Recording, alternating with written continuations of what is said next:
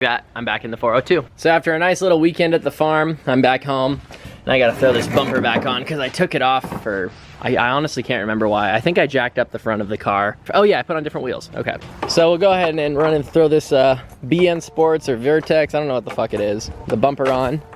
Everyone's always like, what kit do you have? And I'm like, half of it's fake, half of it's real. That's all I know. Look, my front coilover is bent. Look how terrible that looks. That's bent not from control arms, but from a bent coilover.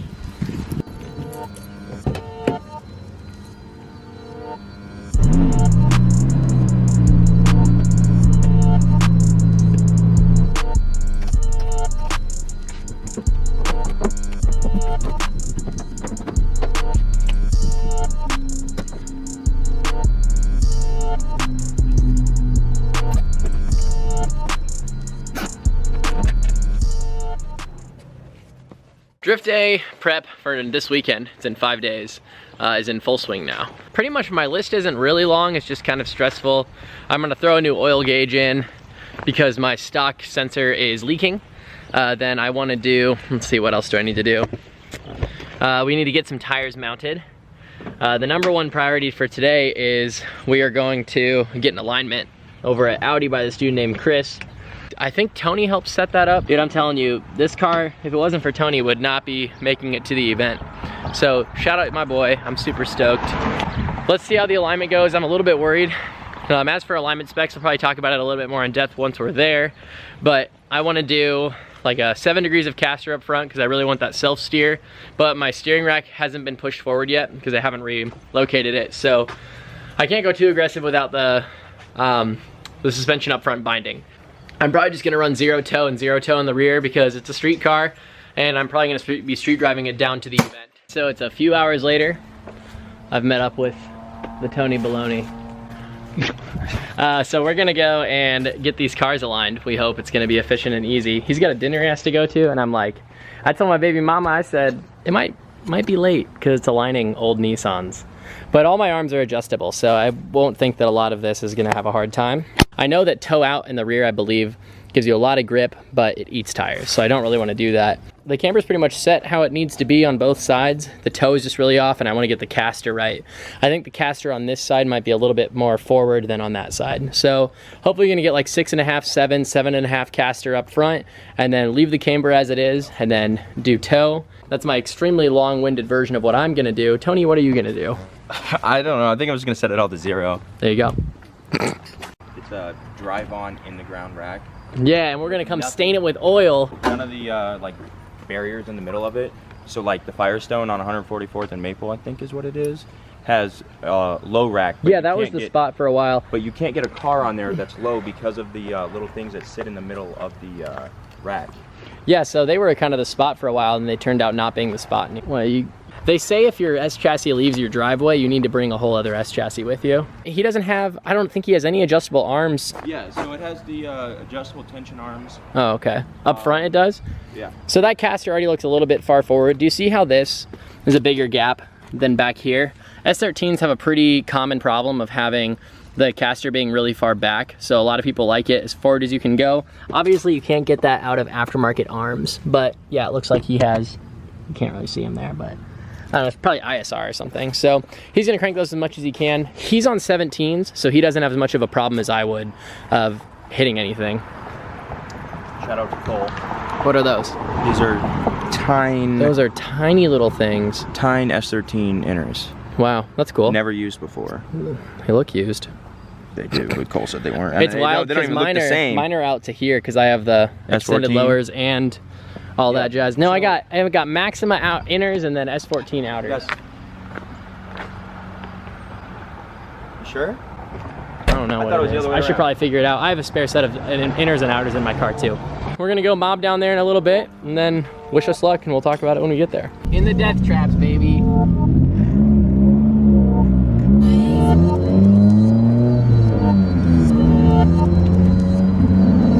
Boom. We glowed up. No more trenches in Benson. This is the new shop.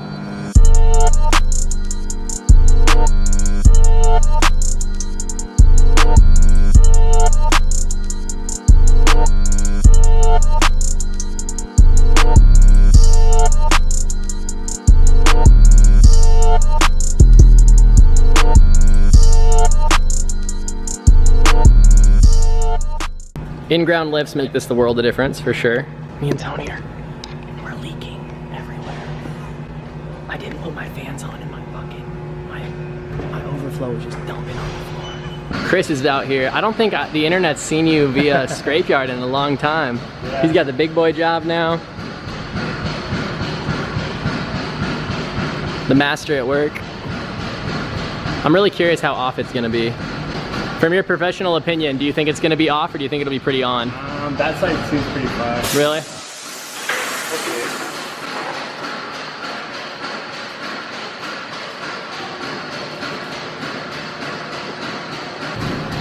See, this is a little bit fancier than my stuff. I just put a piece of wax paper down with some Vaseline over it, and then that's how you do them back at our place, pathetically. Oh wait, sorry, can I oh, never mind, it's gone, it's gone. All right, there's Tony's before. I think that's amazing, honestly.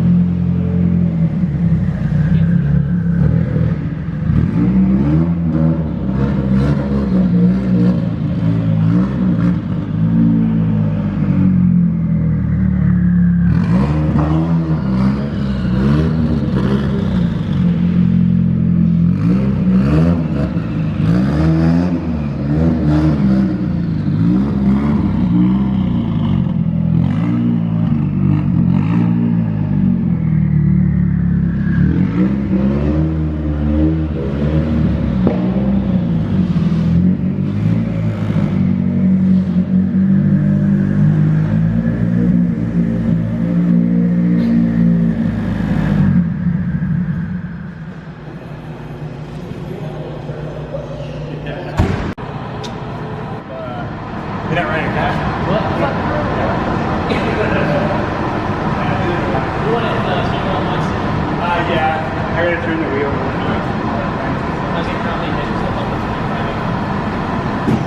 Thank you for filming.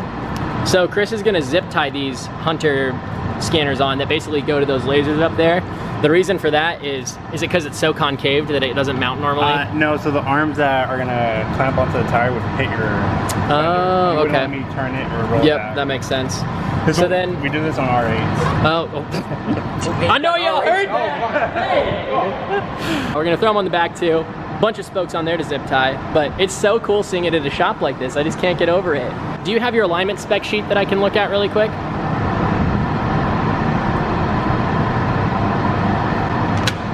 Bink.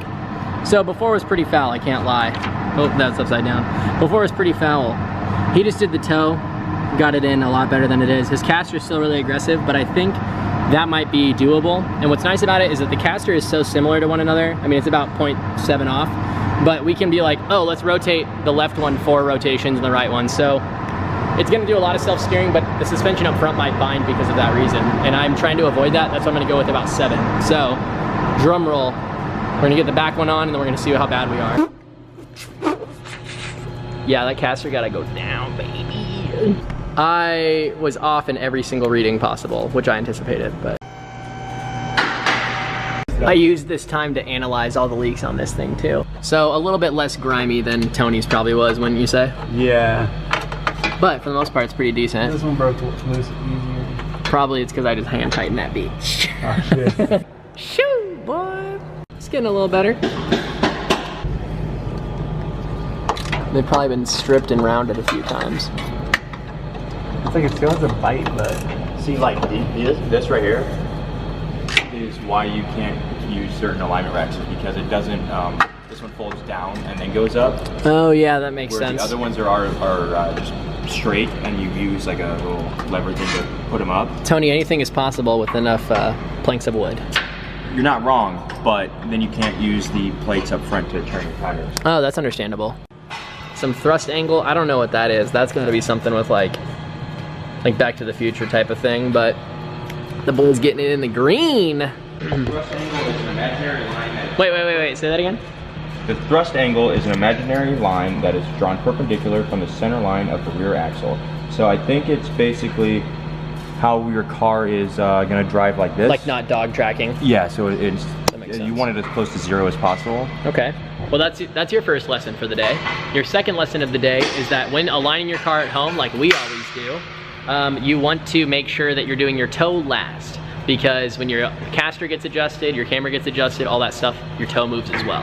Yeah, so here's a picture of. So this is what you want it to be like, and then if the That's how wheels are mine turned- feels. Yeah, so the wheels are like, it's like. Yeah.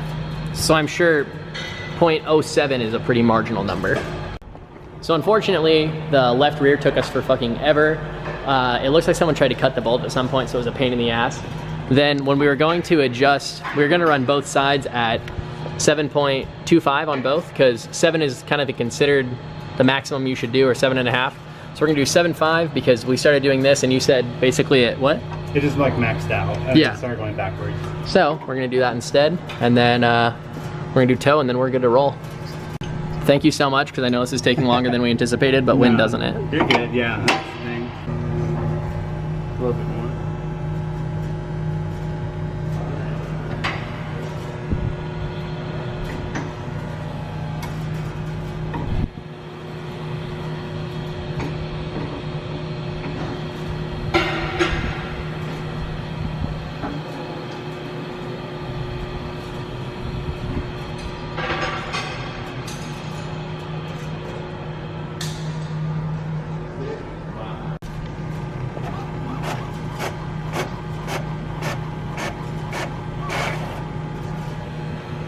You're the realist. did it. Thank you, dude. Yeah. It is a beautiful October evening, and my car is extremely happy.